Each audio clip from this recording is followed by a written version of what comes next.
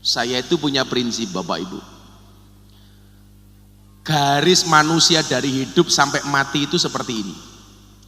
Kalau kita balik, orang itu tujuannya pasti surga. Betul Bu? Saya doakan semuanya masuk surga. Yang jasnya hijau saya doakan berangkat setelah pengajian. Amin.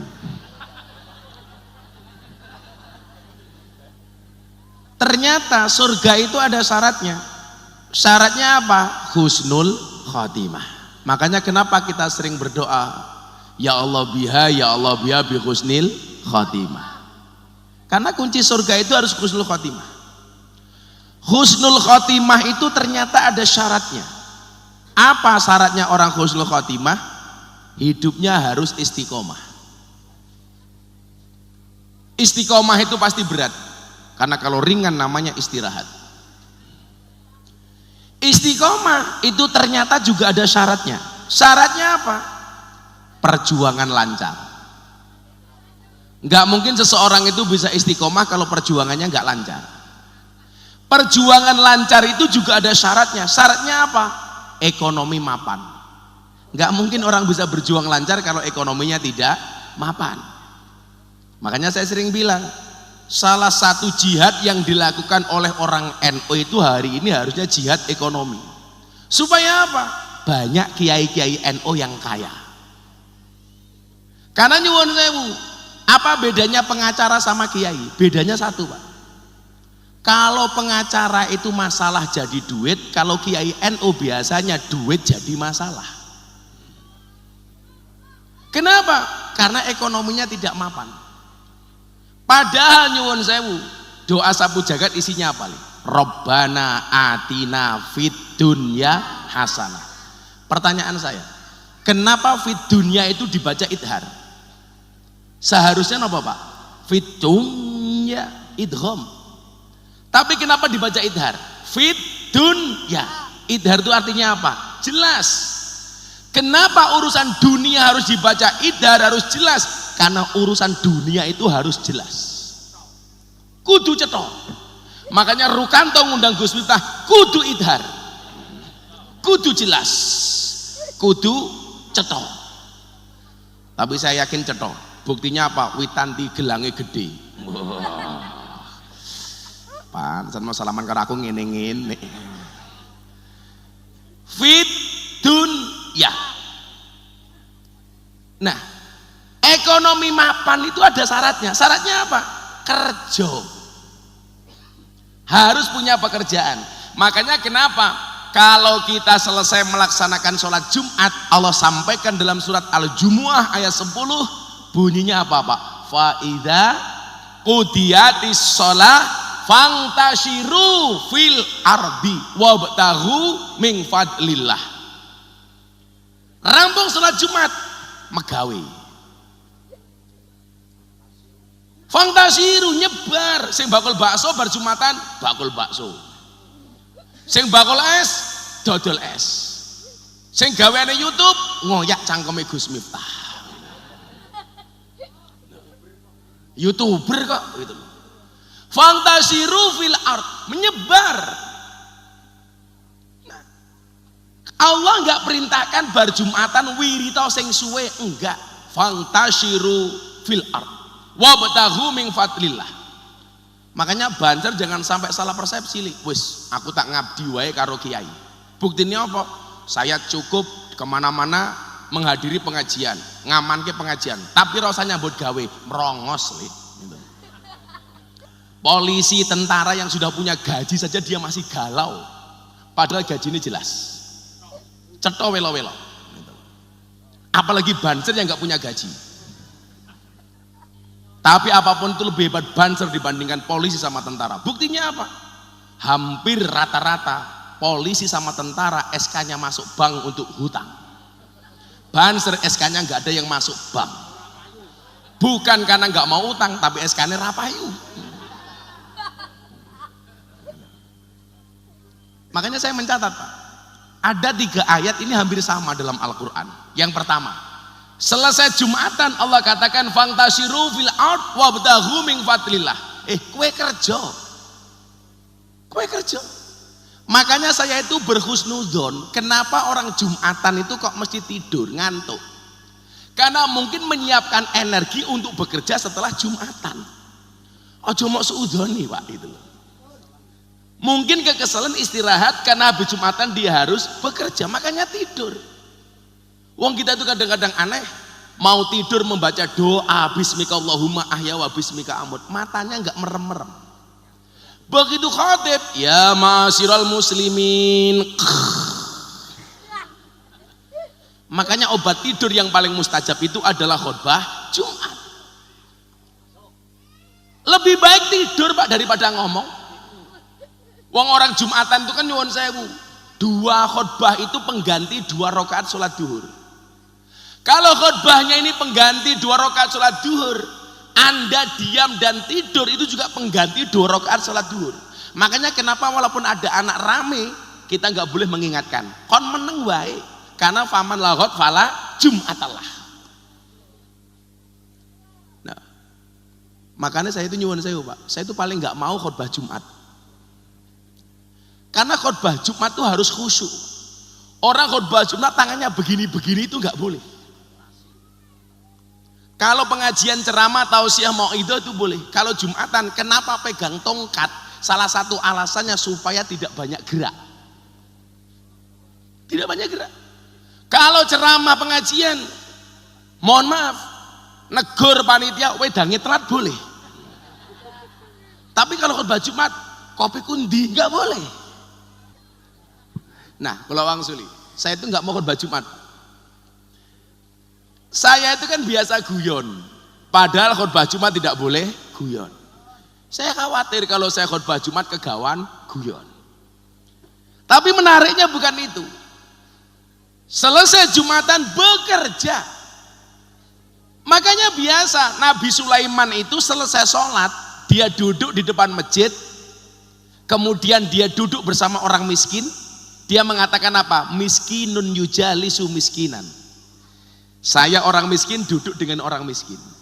Orang miskinnya protes. Nabi Sulaiman, Anda itu raja loh. Kenapa Anda mengatakan miskin? Karena Nabi Sulaiman itu seperti didikan bapaknya Nabi Daud, nggak akan makan uang kerajaan. Nabi Sulaiman itu hanya makan dari jerih payahnya sendiri. Presiden Pak, pemimpin kerajaan, dia tidak mau makan uang kerajaan. Kalau mau makan dia jualan. Konon yang dijual oleh Nabi Sulaiman dan Nabi Daud itu adalah anyaman dari bambu. Artinya kalau anyamannya nggak laku, Nabi Sulaiman nggak makan. Itulah alasan kenapa Nabi Daud rajin puasa. Karena kalau nggak ada makan dia puasa. Coba, presiden sampai nggak kuat makan kalau dia nggak bisa jualan. Perpanjang 8 tahun. 8 tahun supaya modalnya balik. Mosok kelasnya Rukanto wani ngundang Gus Miftah lurai ora.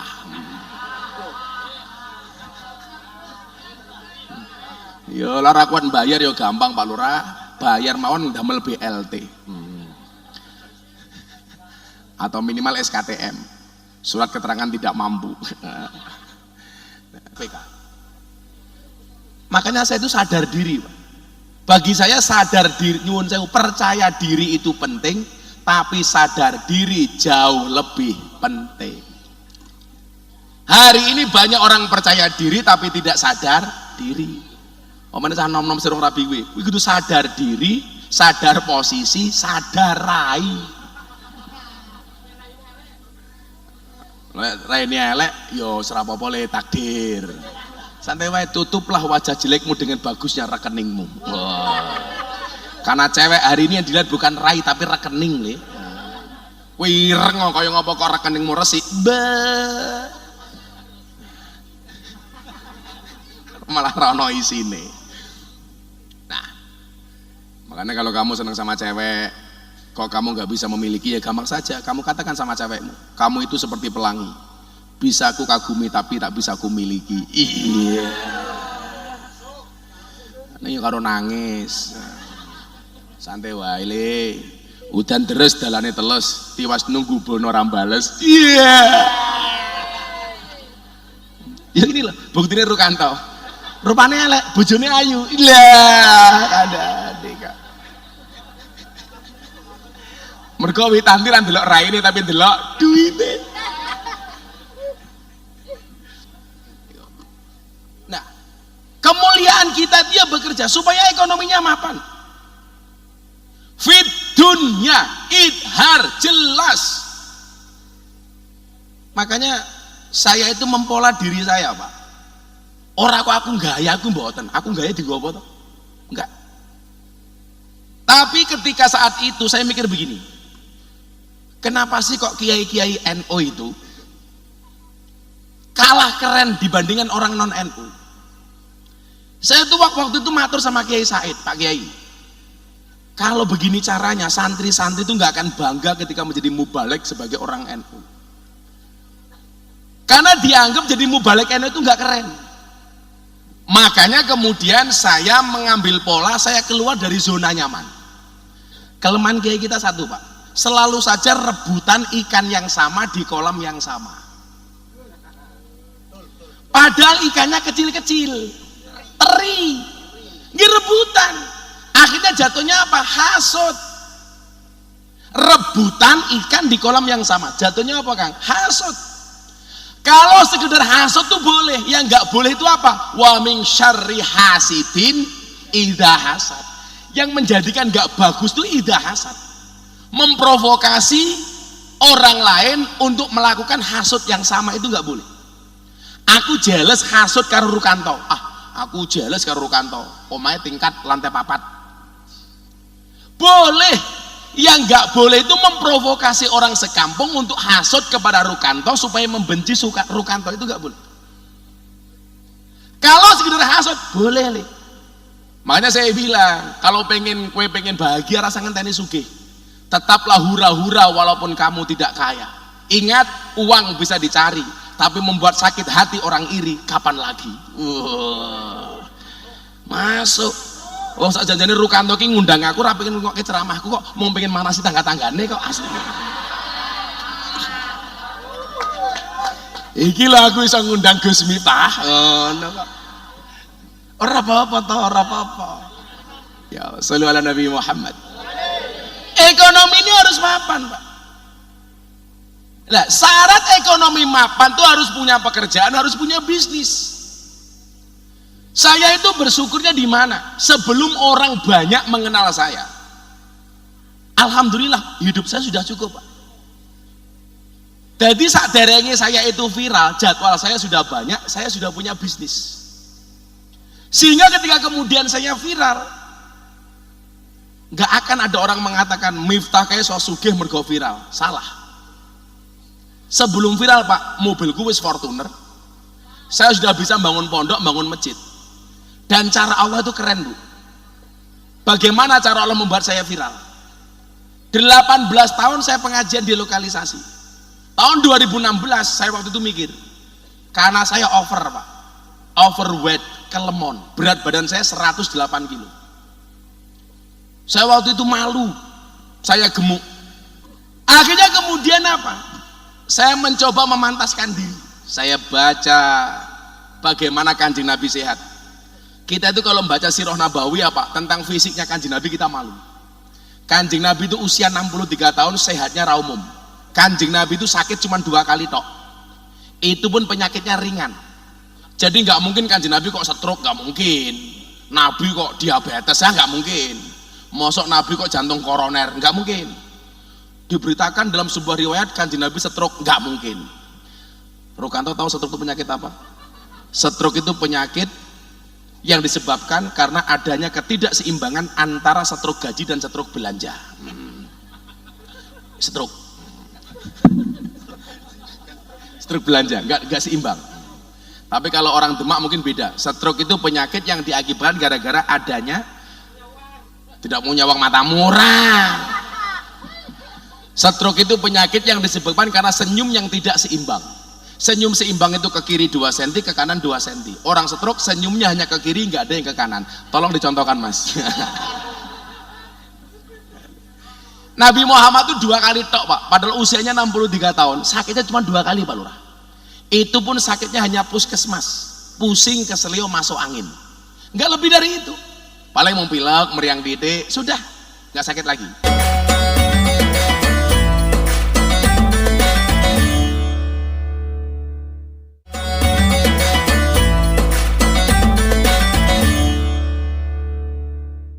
Saya akhirnya mengikuti polanya Kanjeng Nabi. Oh, Kanjeng Nabi itu polanya soal kepemimpinan umpamanya. Nabi itu jadi nabi hanya 23 tahun. Usia 40 sampai 63. Tapi kan Anda tahu, Nabi itu menjadi pedagang justru 25 tahun. Artinya apa? Nabi itu lebih lama menjadi pebisnisnya dibandingkan menjadi Nabi dan Rasulnya. Nabi bekerja kepada juragan perempuan kaya namanya Siti Khadijah. Perusahaan Siti Khadijah itu perusahaan nyuwun sewu, kaya pengiriman nih loh, ekspedisi, pengiriman barang. Juragane Siti Khadijah, direktur utamanya Kanjeng Nabi Muhammad Sallallahu Alaihi Wasallam. Bahkan sejak umur belasan tahun. Makanya umur 25 tahun Kanjeng Nabi sudah kaya.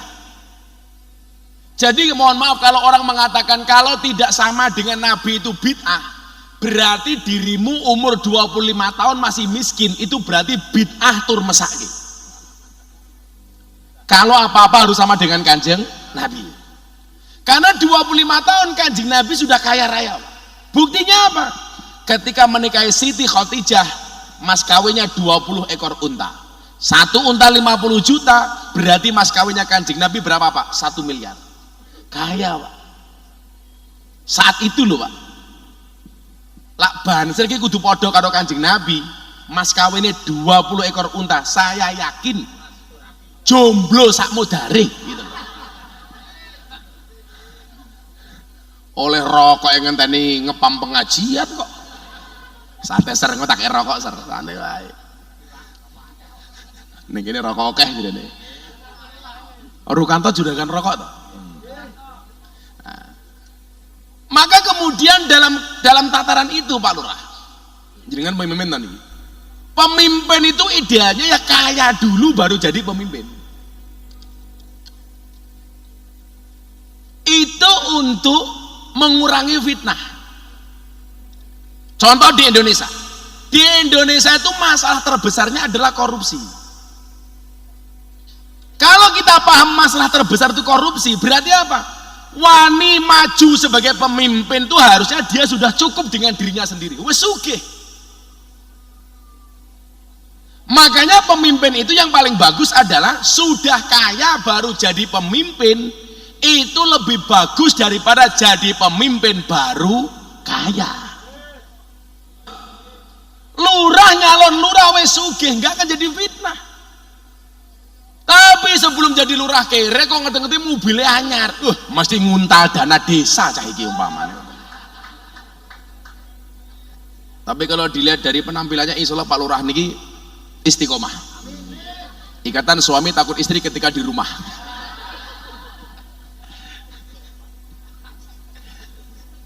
Kalau saya cita-citanya Fatimah, istri 4 satu rumah. Iya. Muga-muga bojo kurang nonton ya Allah, amin. Laki-laki itu istrinya 4 itu Superman Pak Lurah. Istrinya 3 Powerman. Istrinya 2 gentleman. Istrinya 1 cemen. Ibu-ibu demak milih suaminya Superman, Powerman, gentleman atau cemen? Ih, cemen. Mbok Rukanto sing duwe duit, lah getak karo Witanti dadak tak kandhane. Kok kowe, aku iki lho. Luwe parah.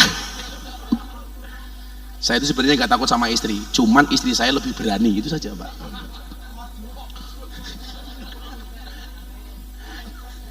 Wis ora apa-apa lah. Kita hargai perempuan. Kita hargai perempuan. Karena perempuan itu sifatnya seperti cermin. Kalau sudah pecah, nggak mungkin utuh kembali. Makanya perempuan itu karakternya kalau disakiti nggak pernah lupa, kalau menyakiti nggak pernah ingat. Nah, ciri-cirinya jilbabnya putih. Witanti, Witanti udah aman. Tapi tadi jilbabnya ireng insya Allah. Luwe parah.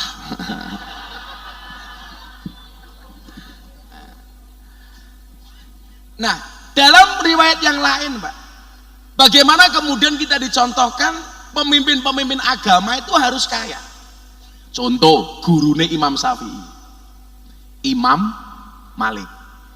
Imam Malik itu Pak punya kuda 100. Konon kalau mau berangkat ngaji milih mau naik kuda yang mana itu sampai 1 jam Pak.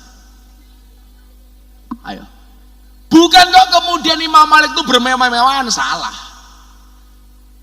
Kita itu mendapatkan pemahaman yang salah terkait zuhud. Saya itu protes. Salah satu saat saya menghadiri khutbah Jumat di daerah miskin di Yogyakarta, daerah kumuh miskin. Khotibnya itu dengan gagahnya mengatakan demikian. Hadirin sekalian, sidang jamaah Jumat yang dimuliakan oleh Allah. Hendaklah kita memiliki sifat zuhud. Apa itu zuhud? Tarkut dunya li ajril akhirah, meninggalkan dunia untuk mengejar akhirat. Lah kula batin, wong kere-kere malah diajak meninggalkan dunia, mengejar akhirat. Rampung Jumatan ora bakal nyambut gawe, malah mung turu. Orang nyambut gawe Pak, pemahaman zuhud yang salah. Diperparah lagi di masjid-masjidnya orang NU yang sebenarnya banyak kawasan miskin. Pujiannya nopo jal? Rugi donya ora dadi apa-apa, rugi akhirat bakal ciloko. Ya ciloko tenan Pak. Ngundang pengajian kiai wis murah dinyang Pak. Lha ora di apa-apa kok. Padahal nyuwun sewu, doa yang dibaca oleh Imam Abil Hasan As-Sadili, tokoh Sadiliyah, pendiri Sadiliyah, tokoh sufi tapi kaya raya. Siapa bilang orang tasawuf itu nggak boleh kaya? Indonesia itu rata-rata kiai NU Sadiliyah Pak. Tapi salahnya kiai kita itu satu, mencontoh As-Sadili dalam bidang tasawufnya, tapi tidak mencontoh dalam hal kekayaannya. As-Sadili takkan dadi. Dia itu pernah beli kuda yang gubernur Mesir nggak kuat beli, saking mahalnya Pak. Dibeli sama As-Sadili, limited edition. Makanya saya dibilang, Gus Miftah mau bilang api-api berarti tidak zuhud. Saya ngomong ngono lah mergo cangkeme hasud. Aku tuku mobil ya duit-duitku dewe. Satu saat nyuwun sewu, selendang yang dipakai oleh As-Sadili ini nyuwun sewu, mahal Pak, sutra. Dikritik sama santrinya, Pak Kiai, Anda itu tokoh tasawuf, kenapa bajumu mahal? Berarti Anda tidak zuhud. Apa jawaban As-Sadili? Saya yang punya nggak pernah mikir, lah kamu yang nggak punya kok malah mikir. Berarti yang nggak zuhud siapa? Dapurmu. Sama dengan problem kita Bapak Ibu. Kita itu nggak punya, kadang-kadang melu mikir kok tonggone beli Alphard. Kita itu mikir kayak Alphard regane piro, bensine piro, engko pajeke entek piro. Wis wong ora duwe kok melu mikir. Wong ya teko, ya melu guyu, bajune ya ijo.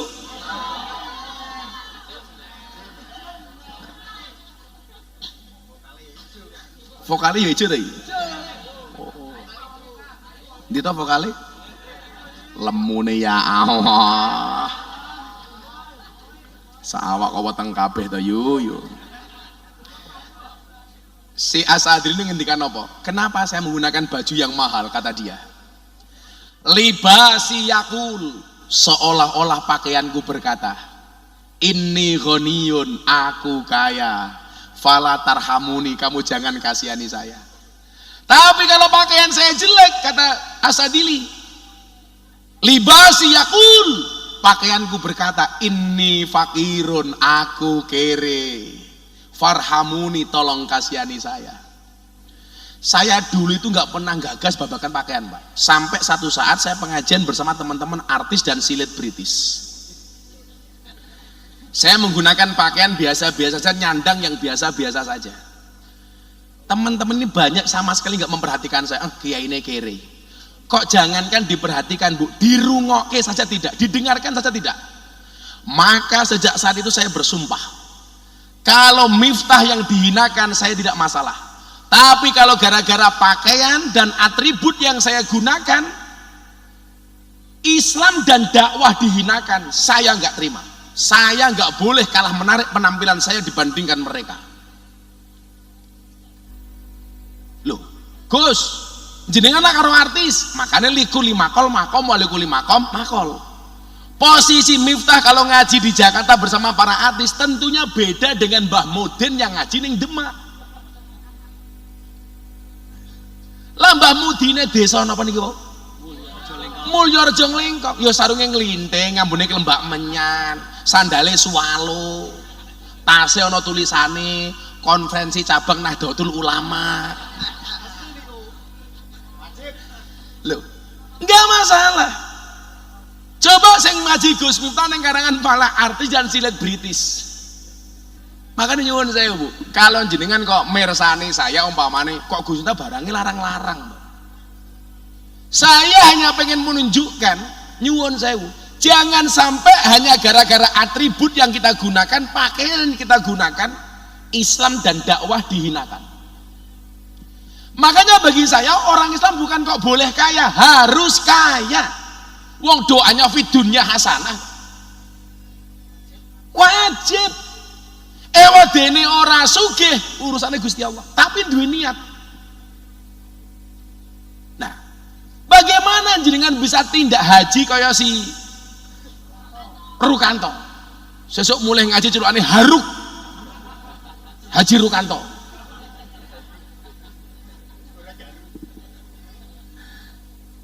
Karo Hawit Hajah Witanti. Langsung nang pasar namine sinten kula?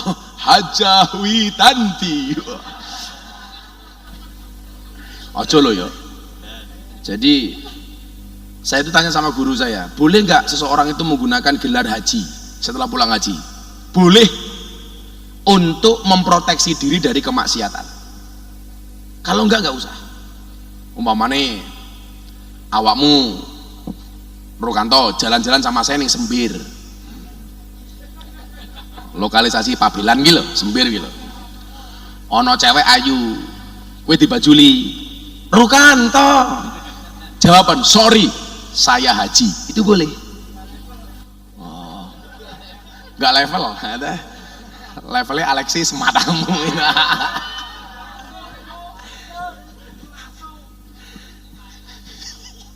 Jadi kalau digodori cewek, sorry aku haji, kuwi wajib supaya nggak dibajuli.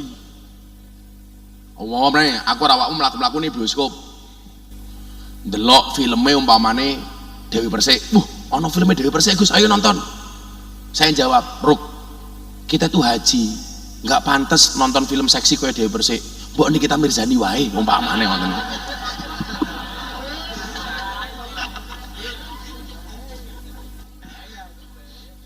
Nah, fangtashiru fil ard, kerja. Mila urutannya ini lak dibalik. Kamu punya pekerjaan, punya sumber usaha, ekonomimu mapan. Kalau ekonominya mapan, perjuangannya lancar. Kalau perjuangannya lancar, istiqomah. Kalau istiqomah, matinya husnul khotimah.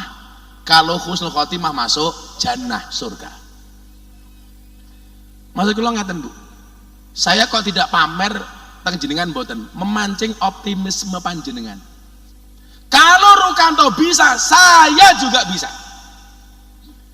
Makanya saya sering bilang, kalau Anda itu melihat orang sukses, jangan lihat suksesnya, tapi lihatlah prosesnya. Rukanto sugih dari lahir apa sugih setelah bekerja?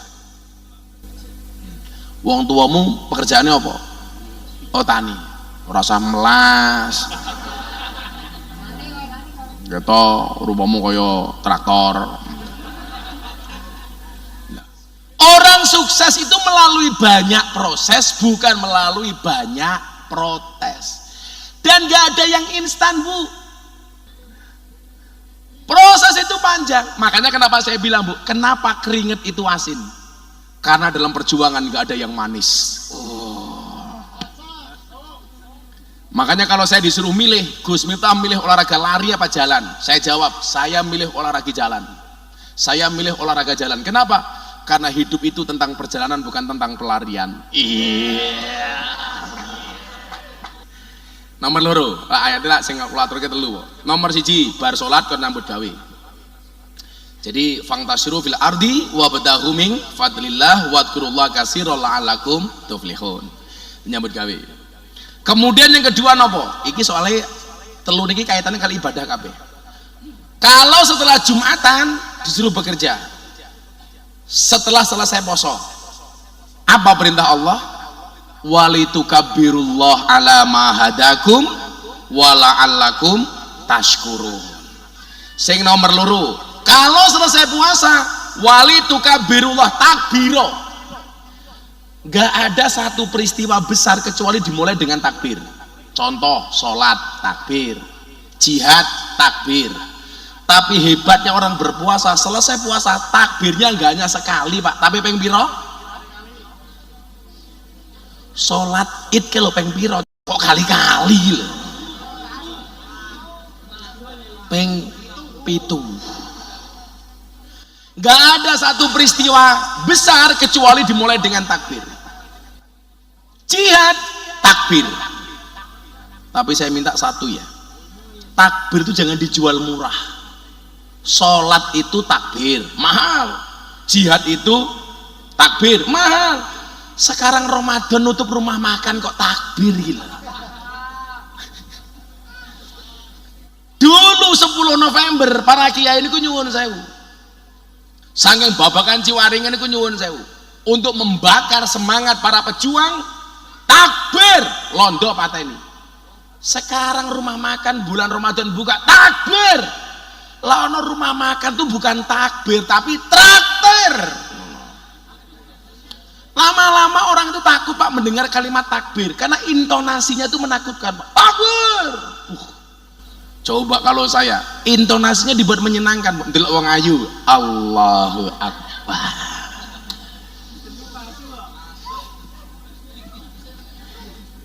Loh sekarang podo-podo kalimatnya intonasi ini beda, maknanya beda napa mboten? Beda. Jenengan kita puji matamu lho Dik nesu. Tapi lagian matamu Dek, paling bojone matamu juga. Hanya beda intonasi. Selesai Ramadan itu selesai puasa kita diminta takbir itu karena 2 hal. Yang pertama, ala mahadakum. Milo ayatnya lah, banyak beri petunjuk, maka bulan Ramadan banyak orang yang kembali dekat dengan Allah. Karena memang tujuan puasa itu untuk menjadikan orang itu baik. Makanya bulan Ramadan itu mohon maaf, undang-undangi lah ora iso apik-apik banget, minimal ojo elek-elek banget. Maka perkara yang boleh dilakukan di luar bulan Ramadan, begitu masuk bulan Ramadan gak boleh untuk dilakukan. Contoh, kita dimaki oleh orang, bales maki itu boleh apa enggak? Boleh, namanya kisos. Kuwi diloki matamu, mau jawab matamu juga itu boleh. Tapi bulan Ramadan kita disuruh jawab inni shaimun, sorry saya baru berpuasa. Sorry ye. Kita dipukul sama orang, balas mukul boleh nggak Le? Boleh. Asalkan pukulannya sama, tempat yang dipukul sama, bantere podo. Ya nggak boleh kita di kampung kowe bales gajul wirah itu. Tapi bulan Ramadan pas poso Pak, kita nggak boleh Pak, dipukul pok, disuruh jawab ini shaimun, sorry ye, saya baru berpuasa. Balasnya kapan? Bar buka.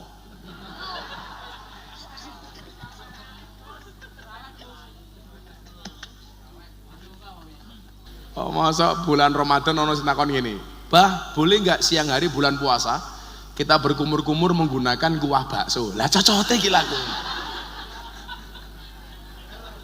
Akhirnya saya jawab, hendaknya di siang hari bulan Ramadan ketika berpuasa tidak berkumur-kumur dengan sesuatu yang memiliki rasa, apalagi rasa ingin memiliki. Iya.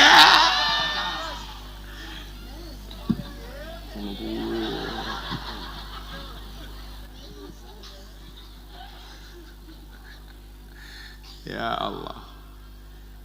Alama hadakum. Allah banyak berhidayah. Makanya kenapa kemudian kita diminta takbir? Kowe ingin Ramadan wis apik lho. Takbir itu mengingatkan kita supaya tidak kembali bermaksiat. Makanya kenapa kemudian dikatakan laisal id liman labisal jadid fa innamal id liman ta'atuhu tazid. Bukanlah lebaran itu mereka yang bajunya baru tapi yang imannya baru. Padahal kita itu kalau lebaran biasanya tidak mikir iman baru tapi mikir baju baru. Apalagi wong wedok karepe jilbabnya baru, emasnya baru, eroknya baru. Maka banyak suami akhir Ramadan nggak berani pulang ke rumah, modusnya iktikaf di masjid. Padahal bukan pengen dekat dengan Allah, mergo kepikiran renukok ke baju baru. Maka bagi para suami, istri itu bajunya baru boleh, roknya baru boleh, emasnya baru boleh. Bagi suami yang penting istrinya baru.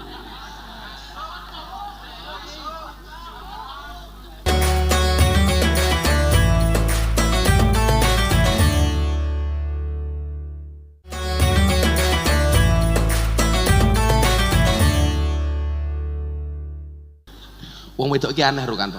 Jilbabnya sak lemari. Begitu mangkat ngaji sambat jarene ra duwe jilbab.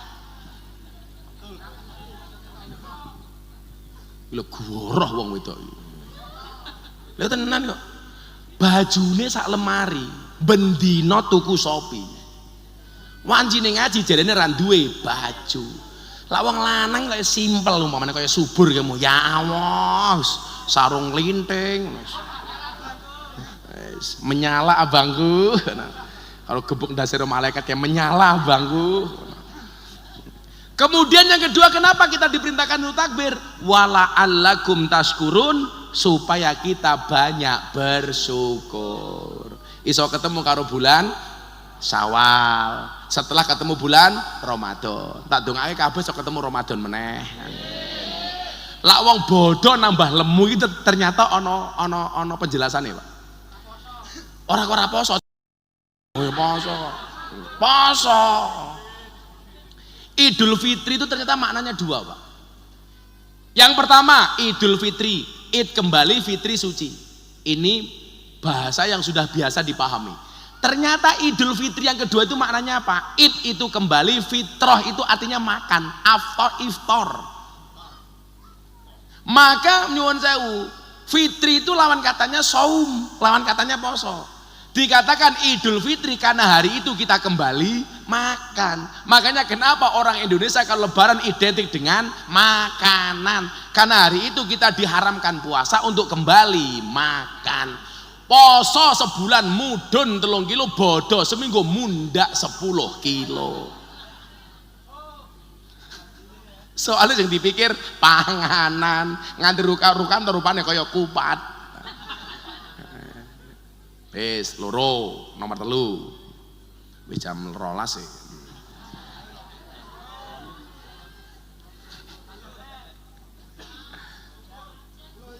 Ora urun cerigis. Ora urun cerigis ya. Oh urun melek ya wis. Wis ora apa-apa, ibadahmu yang ngrungokke tok wis paham.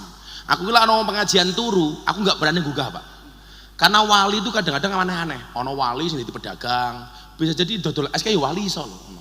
Ono wali sing tani, ono wali lah pengajian turu. Ah, mila ono wong turu aja mbok gugah, jangan-jangan kuwi wali. Lho, ono Pak wali itu gaweane turu tok niku ya wonten. Wali gaweane jalan-jalan itu ya wonten. Pokoke wali ini Gusti Allah bentuknya macam-macam. Halo, contohnya wali kok turu. Ayo Kanjeng Sunan Kalijaga sebelum jadi wali ngopo? Turu njogo tongkat. Mila aku sanggon kon nggawa tongkat ki men kaya Kanjeng Sunan Kalijaga, minimal jaga kali lah ngene lah. Ya diulo, iki lak dadi ulo ra iso, nek ngeprok ndasmu iso iki. Saya enggak seneng ya ketika Demak banjir kemudian makame Kanjeng Wali melu banjir. Kita kemudian bersuudzon. Wah, wong Demak kakean maksiat. Enggak boleh begitu. Enggak boleh. Kayak seolah-olah kita itu malah jadi Gusti Allah. Nggih napa mboten? Enggak boleh. Makanya salah satu hadis dari Imam Malik dikatakan begini. La tangduru fi dzunubin nas ka'annakum arbabun. Janganlah kamu melihat dosa manusia seolah-olah kamu Tuhan. Apa wis ra. Ora usah dikait-kait karo klenik karo macem-macem. Wis awake dhewe introspeksi mawon. Jangan kemudian wong Demak saiki kakek maksiat. Lho, tak kandhani le. Endi gedhe sumure kuwi mesti gedhe pecerene. Mila nyuwun sewu, mbiyen ngarep alun-alun Demak niku yo nggonan ora kepenak. Kula niku rada ngerti Demak soalnya napa? Lak diurut dari bawah sampai atas. Mbah kula nomor 17 niku jenenge Kanjeng Raden Kanjeng Raden Patah. Dadi lak dur kongres ngaten niku. Kula niku lak kalian Demak niku napa kok rada duwe perhatian lebih. Karena mbah kula niku tibane mengkin, salah satu mbah kula niku tibane teng Kanjeng Raden Patah. Lah kula niku urut nomor 9 saking Mbah Muhammad Besari Ponorogo. Lak diurut saka ngisor, nggih, lak diurut saka ngisor, Miftah duwe bapak Muhammad Muradi. Muhammad Muradi duwe bapak Muhammad Boniran. Muhammad Boniran duwe bapak Muhammad Usman. Duwe bapak Kiai Jalal Iman Karyonawi Madarum Muhammad Ilyas Muhammad Besari nomor 9. Makame teng Ponorogo. Muhammad Besari niku duwe bapak namine Anom Besari, makame teng Caruban. Anom Besari niku duwe bapak namine Abdullah Mursad, makame teng Kediri. Abdullah Mursad duwe bapak namine Raden Demang, duwe bapak namine Pangeran Demang, duwe bapak namine Panembahan Prawara, duwe bapak namine Susuhunan Wirasmara, duwe bapak namine Sultan Trenggono, duwe bapak namine Raden Patah, duwe bapak namine Prabu Brawijaya. Dadi nggih nyuwun sewu, elek-elek ngene putune Raden Patah, Bro. Ada kayak gitu. Mila wingi nyuwun sewu, begitu Demak banjir, orang banyak seudon kali wong Demak, kula nggih ora setuju. Ora setuju. Bahwa kita perlu introspeksi, hasibu qoblaan tu hasabu. Niku harus Pak Lurah nggih introspeksi. Ki ngopo wingi banjir? Gege ana dana BLT sing nyantolne dulurku dhewe umpamane Pak Lurah umpamane. Saya itu memberi karena hati saya tergerak, bukan karena cangkem yang celutak. Iya. Kudune ngene lho, Nger. Lah ana kaya Gus Miftah iki bagi-bagi. Kowe ndonga, ya Allah muga-muga kula saged kaya Gus Miftah. Ora kok malah aku durung entuk.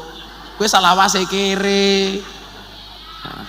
Karena saya punya prinsip, kaya itu bukan seberapa banyak yang kamu miliki, tapi seberapa banyak yang kamu bagi. Ketok sugih ditumpuk dhewe kuwi kere. Ketok kere tapi seneng dom-dom kuwi sugih. Oh niku mawon. Maka dulu guru saya mengatakan begini, kamu jangan pernah ngiri kecuali dengan 2 orang. 1 orang yang banyak ilmu dan menghabiskan waktunya untuk mengajar. 2 orang yang banyak harta dan menghabiskan uangnya untuk sedekah. Itu baru ngiri. Lah jenengan dadi wong sugih diireni gampang. Kalau ada orang ngiri, rukanto nganan. Lah padha-padha ngiri tabrakan to. Makanya kaya Witanti iki boleh menggunakan cincin emas, gelang emas. Tapi ya koncone tanggane kere ya disumbang ngono Wit. Nah, ana wong kere malah pripun kabare, Bu? Nah, Jowit. Loh, wong kaya itu Pak, memberi saja itu nggak boleh sombong. Undang-undangnya orang kaya memberi itu harus biti binafsin, full senyum. Nyumbang merenggut itu nggak boleh Pak. Makanya nyuwun sewu ana ayat yang bunyinya apa? Janganlah kamu ikuti sedekahmu bil manni wal adha. Dieling-eling dan kemudian diikuti dengan kata-kata yang menyakitkan. Enggak boleh. Lah, orang kaya itu memberi saja harus tersenyum. Lah, orang miskin menerima juga harus full senyum. Sing paling cilaka kere merengutan. Ya Allah. Ayo umpamane aku nyumbang subur, umpamane itu yang harus berterima kasih itu subur apa Gus Miftah? Gus Miftah. Sumbangane Gus Miftah ke subur menyelamatkan dunianya subur, dongone subur menyelamatkan akhiratnya Gus Miftah. Maka orang kaya itu sedekah dengan hartanya, orang miskin kaya subur bersedekah dengan doanya. Kowe ndongake aku, Bur. Loh, cangkeme iso ndonga dhewe njaluk dongake. Pak tak kandhani. Ada yang bertanya begini, Gus, kalau orang miskin itu doanya mandi mustajab, kenapa tidak mendoakan dirinya sendiri? Ora iso Kang, ora iso. Contohnya apa? Ulo. Ulo itu punya upas, punya bisa. Tapi bisanya ulo, upase ulo, kuwi mandi lagi nyembur wong liya. Nggih nyembur pitik, pitike mati. Nggih nyembur wedhus, wedhuse mati. Nggih nyembur subur, subure mati. Tapi ora ana ula kuwi mati mergo kleleken upase dhewe. Kayak ngapa ulane mati? Kleleken upas lah modar ora ana. Lah, wong miskin iku nyuwun sewu doanya itu mustajab kalau untuk mendoakan orang lain. Makanya nyuwun sewu, orang kaya itu diala berkahe mergo bondone, orang miskin diala berkahe mergo dongane. Itu yang disebut dengan wa ta'awanu 'alal birri wa taqwa. Tolong menolonglah dalam kebaikan dan takwa. Kaya menolong dengan hartanya, miskin menolong dengan doanya. Makanya apa bungane ayate khud min amwalihim shadaqatan tutahhirum wa tuzakkihim. Karena mendapatkan doa dari orang miskin. Mila jenengan sing sugih kaya Rukanto sregepa sedekahe, jenengan sing kere kaya subur sregepa dongane. Sing paling cilaka wis kere kaya subur ora tau ndonga. Bur. Ya ora apa-apa 200.000. 300 emang. Nah, kurang menungso tanpa syukur iku ya rupamu iki lho. Loh, katanya kalau bersyukur ditambah. Makanya saya bersyukur punya istri supaya apa? Kamu bersyukur nggak punya istri? Ayo modar tambah kowe. Kula kadang-kadang ngrungokke dongane Mbah Mudin iku nggak tegel, Pak. Contoh, sing lanang mati. Mbah Mudin dongane apa? Wa abdilhu daron khairam min dari wa zaujatan khairam min zaujati. Kula ngenyek banget to. Kula sing wedok krungu lak ya medeni. Ya Allah, gantikanlah rumah baginya yang lebih bagus daripada rumah di dunia. Gantikanlah baginya istri yang lebih baik daripada istrinya di dunia. Kula wong wedok ngerti arti ini, protes gitu. Jadi esuk iki si Rukanto mati, umpamane kan dungane mesti ngono, wa zaujan khairam min zaujihi. Kok iso-isone ndongake muga-muga Rukanto ning kono oleh bojo sing luwih apik tinimbang bojone sing ning donya. Kowe berarti selama ini dianggap bojo sing elek kuwi tak kandhani. Mila lah Mbah Mudin kan donga rungokno tenan kuwi. Padha sama orang pulang haji, kan bahasa haji ta iki. Kau Jabal Rahmah. Sing lanang donga. Dek, saya mau doa, tolong kamu aminkan. Sing lanang ngerti bahasa Arab, yang perempuan enggak tahu bahasa Arab. Doanya apa? Allahumma zidni zaujatan. Saya minta jawab, amin. Allahumma zidni zaujatan, amin. Allahumma zidni zaujatan, amin. Mulih ning Demak sing lanang rabi meneh.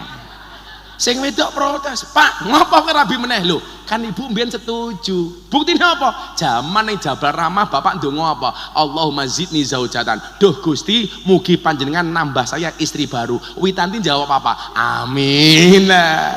Lah sok iki cah iki ndonga rungokno tenan, Nduk. Soale iki rupa-rupa codot iki ya. Sing nomor 3, ayat soal haji. Nah, begitu haji niku rampung atau persoalan haji, kan ayatnya perintahnya walillahi 'alan nasi hijjul bait man istata'a ilaihi sabila. Sing mangkat kaji yang mampu.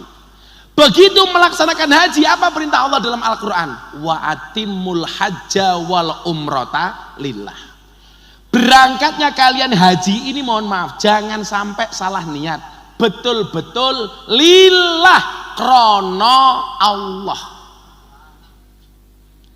Makanya nggak ada istilah orang berangkat haji ngejar gelar haji rawono. Berarti haku ki oke banget wong tiap tahun aku haji, miftah. Bukan untuk itu. Tapi dalam rangka apa coba haji niku, Pak? Lillah. Makanya kalau lillah, coba betapa kerennya. Kuwi nduk bedane umroh karo haji. Saya sering bilang, umroh karo haji iki bedane apa? Kalau orang haji itu pasti umroh. Kalau orang umroh belum tentu haji. Kalau umroh tidak haji. Kalau haji pasti umroh. Podo. Kalau wudu itu mesti raup, tapi lak raup rong mesti wudu. Karena orang haji itu lillah, makanya kemudian disampaikan apa? Al hajjul mabrur laisa lahul jaza ilal jannah. Haji mabrur tidak ada balasan kecuali surga. Tapi jenengan sing ro mangkat kaji nggih santai mawon. Kalau masuk surga itu urus haji, masake sing kere. Makanya kemudian pilihan masuk surga itu caranya banyak. Haji mabrur surga. Kere sabar surga. Sing wedok nyuwun sewu, sing lanang duwe bojo galak sabar surga. Wong wedok duwe bojo lanang kere sabar surga. Jadi pilihane sop, pilihane surga niku kathah, Pak. Arepe mendapatkan surga mergo haji bisa. Mendapatkan surga mergo bojo galak bisa. Mendapatkan surga mergo bojo kere bisa. Mila wong lanang lah bojone galak jenengan santai mawon. Kula aturi, wong lanang duwe bojo manut berpotensi menjadi raja. Wong lanang duwe bojo galak berpotensi menjadi wali. Lah bojomu kadang-kadang manut, kadang-kadang galak, raja wali. Wah. Ngono. Saiki jujur, bojomu galak apa manut? Manut. Hah? Raja manut kok. Raja singa. Jadi jenengan aja cilik ati. Wah, lah berarti orang haji mabrur surga. Lah kula sing kere pripun? Kere sabar niku nggih surga.